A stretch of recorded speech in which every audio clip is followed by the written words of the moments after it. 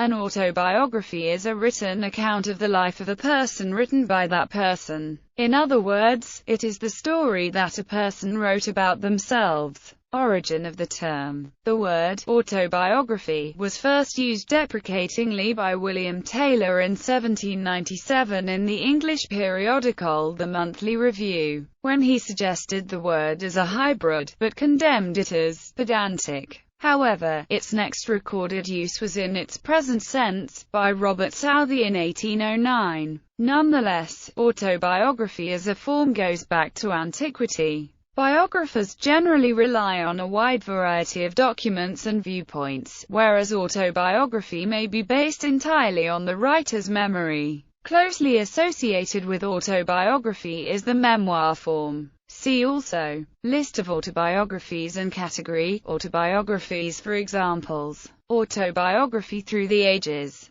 The classical period. Apologia, oration, confession. In antiquity such works were typically entitled apologia, purporting to be self-justification rather than self-documentation. John Henry Newman's autobiography is entitled Apologia Pro Vita Sua in reference to this tradition. The Jewish historian Flavius Josephus introduces his autobiography with self-praise, which is followed by a justification of his actions as a Jewish rebel commander of Galilee. The pagan rhetor Libanius framed his life memoir as one of his orations, not of a public kind, but of a literary kind that could not be allowed in privacy. Augustine applied the title Confessions to his autobiographical work, and Jean-Jacques Rousseau used the same title in the 18th century, initiating the chain of confessional and sometimes racy and highly self-critical autobiographies of the Romantic era and beyond. In the spirit of Augustine's Confessions is the 12th century Historia Calamitatum of Peter Abelard,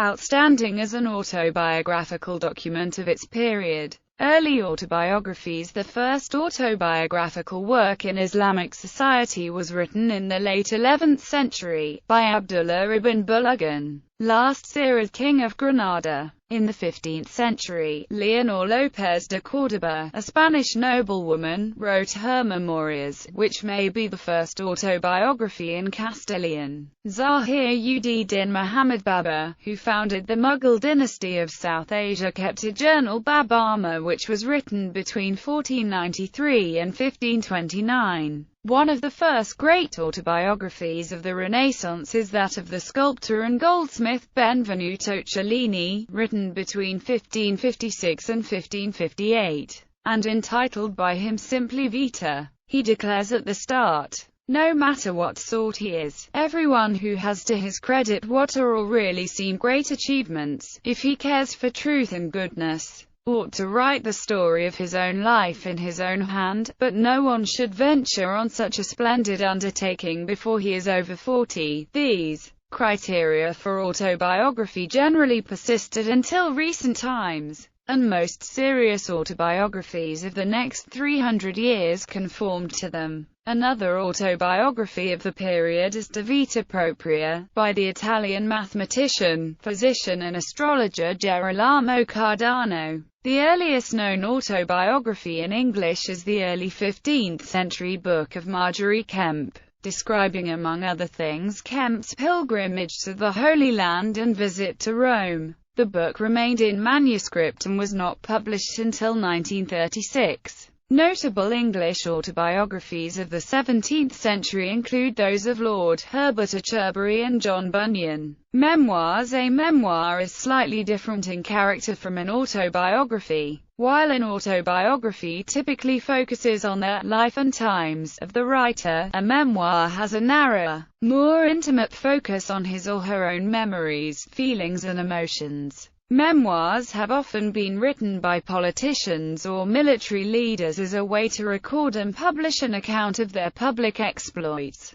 One early example is that of Julius Caesar's commentary Ida Bello Gallico, also known as Commentaries on the Gallic Wars. In the work, Caesar describes the battles that took place during the 9 years that he spent fighting local armies in the Gallic Wars. His second memoir, Commentary Ida Bello Civilli, is an account of the events that took place between 49 and 48 BC in the civil war against Gnaeus Pompeius and the Senate. Leonor López de Córdoba wrote what is supposed to be the first autobiography in Spanish. The English Civil War provoked a number of examples of this genre, including works by Sir Edmund Ludlow and Sir John Reresby. French examples from the same period include the memoirs of Cardinal de Retz and the Duc de Saint-Simon. 18th and 19th centuries. Notable 18th century autobiographies in English include those of Edward Gibbon and Benjamin Franklin. Following the trend of Romanticism, which greatly emphasized the role and the nature of the individual, and in the footsteps of Jean-Jacques Rousseau's Confessions, a more intimate form of autobiography, exploring the subject's emotions, came into fashion. Stendhal's autobiographical writings of the 1830s, The Life of Henry Brulard and Memoirs of an Egotist, are both avowedly influenced by Rousseau. An English example is William Hazlitt's Liber Amoris, a painful examination of the writer's love life. With the rise of education, cheap newspapers and cheap printing, modern concepts of fame and celebrity began to develop, and the beneficiaries of this were not slow to cash in on this by producing autobiographies. It became the expectation, rather than the exception, that those in the public eye should write about themselves, not only writers such as Charles Dickens and Anthony Trollope, but also politicians, philosophers, churchmen such as Cardinal Newman, and entertainers such as P. T. Barnum. Increasingly, in accordance with Romantic taste, these accounts also began to deal, amongst other topics, with aspects of childhood and upbringing, far removed from the principles of Cellinian autobiography. 20th and 21st centuries. From the 17th century onwards, scandalous memoirs by supposed libertines, serving a public taste for titillation, have been frequently published. Typically pseudonymous, they were largely works of fiction written by ghostwriters. So-called autobiographies of modern professional athletes and media celebrities, and to a lesser extent about politicians,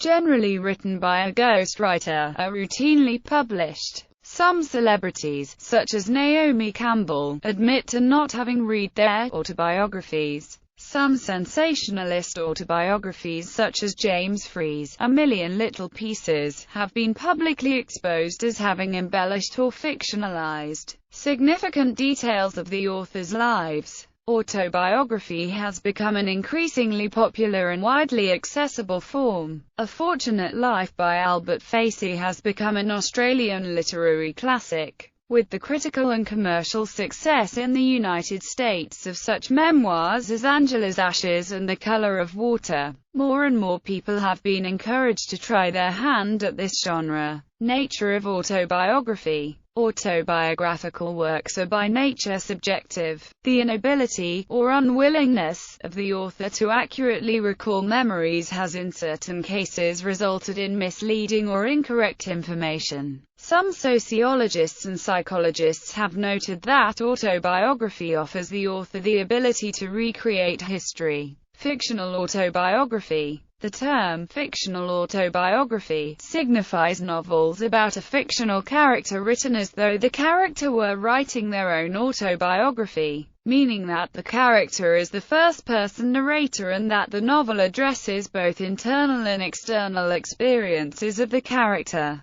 Daniel Defoe's Moll Flanders is an early example. Charles Dickens' David Copperfield is another such classic, and J.D. Salinger's The Catcher in the Rye is a well-known modern example of fictional autobiography. Charlotte Brant's Jane Eyre is yet another example of fictional autobiography, as noted on the front page of the original version. The term may also apply to works of fiction purporting to be autobiographies of real characters, e.g., Robert N. Wye's Memoirs of Lord Byron. Bibliography. Barros, Carolyn. Autobiography. Narrative of Transformation. Ann Arbor. University of Michigan Press. Buckley, Jerome Hamilton. The Turning Key, Autobiography and the Subjective Impulse Since 1800. Cambridge, Harvard University Press. Lejeune, Philippe. On Autobiography. Minneapolis, University of Minnesota Press. Olney, James. Memory and Narrative. The Weave of Life Writing. Chicago,